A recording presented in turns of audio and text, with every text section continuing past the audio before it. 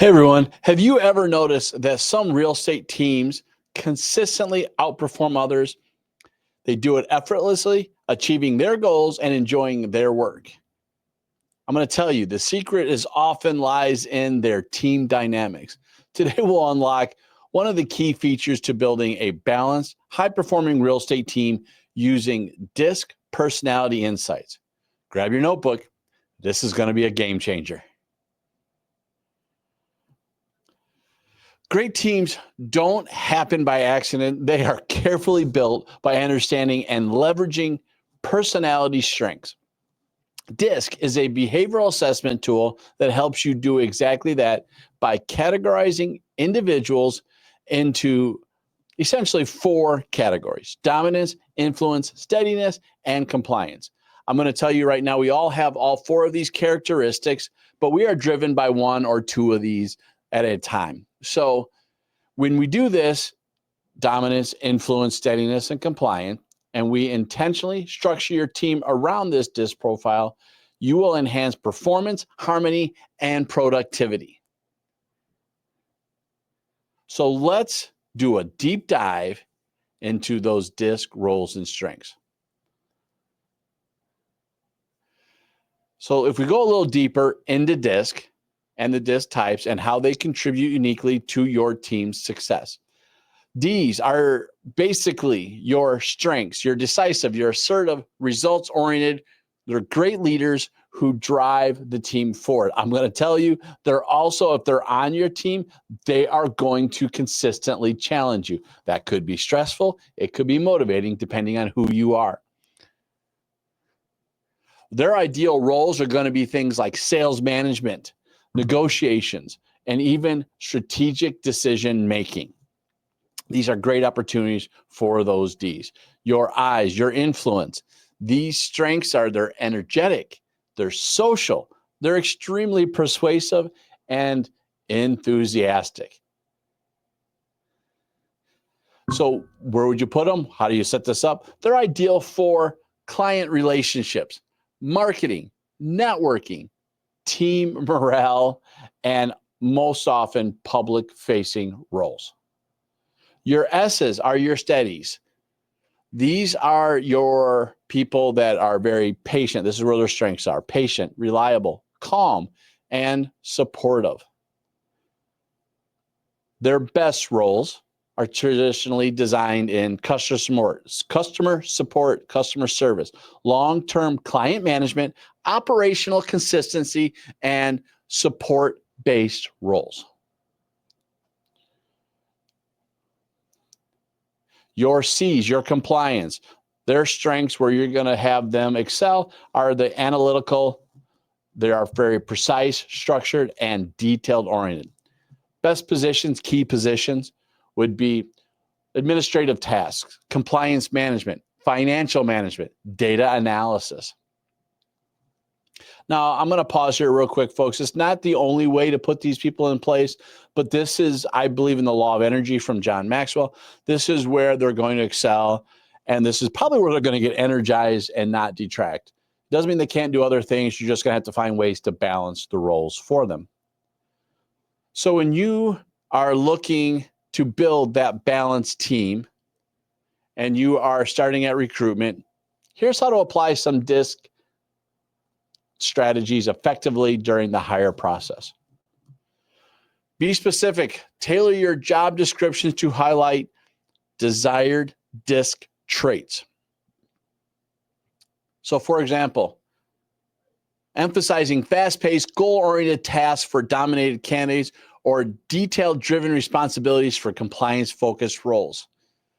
When you are looking, folks, to build that job profile, that job ad, and you want to simplify who you're looking to engage with, understanding the skill sets that's needed, and then advertising that with key DISC behavioral words is going to help bring the best people into that role that are attracted to it. During the interview, you want to ask DISC targeted questions. So tell me about a time you took charge in a challenging situation. That would be a dominance question. Describe where your ability to connect with others made a difference. That's your influence question. Can you tell me about a time you supported your team through a difficult project? That's a steadiness question. Give me an example of a detailed project you managed successfully. Or better yet, way I like to ask it many times is give me examples of the details you did on the project you managed successfully. If these R&D people are going to give you very little challenge or very little information, your C's are going to give you hours of material. You're going to understand who you're looking for right there and there. And sometimes setting these questions up during the interview so they can show you where their strengths lie is a lot better. Now, it's not the only way to understand this, because every DISC personality responds differently to motivation strategies. So here's how we can effectively motivate your team. Remember, with your behavioral, we all have desires, energies, and motivations, and we got to figure out how we're going to take them past those troubling times, those challenging times. And each one is going to be motivated differently. So for our dominance folks, set aggressive, ambitious targets. They're not going to be scared by challenging goals. Let them have a little autonomy and reward them for the effectiveness. And always regularly celebrate those achievements and make it public. I'm going to tell you, the difference between a D and an I and an S and a C is they all want to be celebrated. Your D's and I's will take it publicly. Your S's and your C's are going to take that privately. So motivating your I's, foster a vibrant social environment, celebrate their successes, and provide opportunities to innovate and use recognition frequently. Your S's, your steadies, when you're going to motivate them, offer consistent communication and clear communication. Regularly express appreciation. Again, this is a private conversation, not public, and provide steady reassurance and supportive feedback. And then lastly, for motivating our C's and our compliance, maintain structured environments. Don't change too much. Give detailed instructions. Allow time for thoroughness and recognize your analytical achievements clearly and specifically. So let's just take an example out there. Imagine you're launching a big marketing campaign. How would you involve each DISC profile effectively? Well, if you have your D members, maybe they would oversee targets, deadlines, and strategic oversight. Your I's, I would let them manage client interaction, the community engagement, promote the campaign enthusiastically. Your steadies, let them ensure consistent execution and let them manage the relationships and handle logistical support. Our compliant folks, they're the one that's going to check all the metrics, all the data analysis, the budgeting. And they're going to make sure that we stay compliant in our industry. Let them check for spelling. Let them check for that good stuff, that detailed environment stuff. That's what's going to keep them involved. Now, not only is motivating helpful, but really I'm going to tell you retaining is huge as well. In our industry, retaining is probably one of the more challenging out there. And it really doesn't change much. If you're motivated, you're probably going to stay. You're energized by that. But just in case, let's talk about how we can apply DISC insights to retain your best talent for long term. Now, again, I just want to pause here real quick, folks, because we're talking teams here. So that could be the real estate team of 2, 5, 10, but it also could be your real estate team of all the partners you have in the business, right? It could be your your broker owner, your managing broker. It could be your mortgage people. It could be your attorneys, your home inspectors, anybody that you work on a consistent basis. This team is going to be built the same way. Now, we don't always get control over all this stuff, but if you can try to pair a little bit, it's going to help you. So with that team, and we're going to talk traditional teams, but just so you know, I just wanted to pause real quick. Schedule regular DISC-based check-ins to ensure each member's role align with their natural strength. There's what's called Scrum. You can do what's called a sprint, and you can just meet with them quickly and get things done. Talk about that at a different topic later. But when you meet with them, create personalized development plans tailored to each DISC profile. We can foster an open, respectful, and communicative environment where each DISC feels valued and supportive. Again, applying and listening to questions, hearing them, drive them, focus them is going to help out there. Now, we always want to make sure we're avoiding mistakes in here. So even with teams, we got to make sure we're aware of those challenges and how we don't step right into them, and rather we sidestep some of those common pitfalls.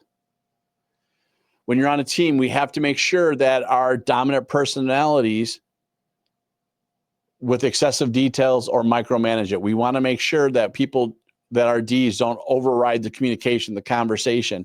Our Cs don't get bogged down on the details before taking action, right? We want to make sure we help them move along. Partnering them sometimes is going to be very helpful. And don't forget that some of our folks, especially our eyes, will need some of that emotional social time. Like you should have just non-business based events that's going to help and give them on those relationships and help them with the recognition. And don't just forget about my S's that are very quiet.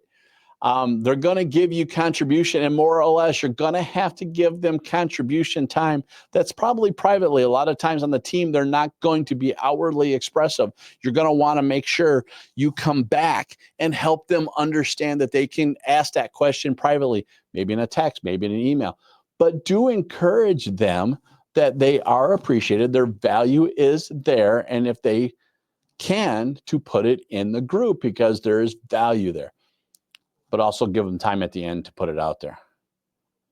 And then don't pressure our compliance-oriented team members to make rushed, unclear instructions. Again, you got to get them from inactive to active, but you also have to give them time to make sure they can clearly articulate and set up those processes.